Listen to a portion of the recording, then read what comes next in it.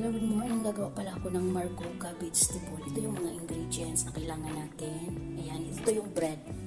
Mauna tayo sa garlic, onion, small slice of tomatoes. Meron tayong tomato paste. Yung vegetable natin, 3 kinds lang.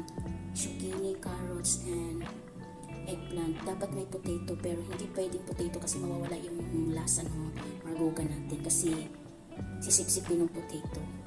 Kaya ito yung mga spicy natin: salt, black pepper, cumin, coriander powder, turmeric, curry powder, and paprika, and 7 spicy, 1 teaspoon each. And meron tayong half teaspoon ng sugar, at meron tayong 1 whole of garlic, 2 green chili, hindi yan siya maanghang, and 2 black lemon. Ito yung bread natin, such bread. Yan yun. Kailangan ko rin ng kushbara, pwedeng fresh, pwedeng frozen, and chicken cubes. Ayan, may oil na yun. Sugar, tomatoes, tomato paste, all the spices, Maggi cubes, coriander. Then put all the vegetables, put water. Ayan siya, I put water, then I double it until boil.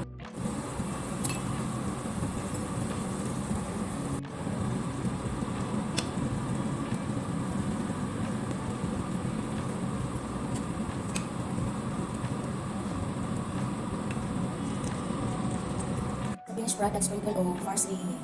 Yan guys, ready to serve. Ating margoga vegetable.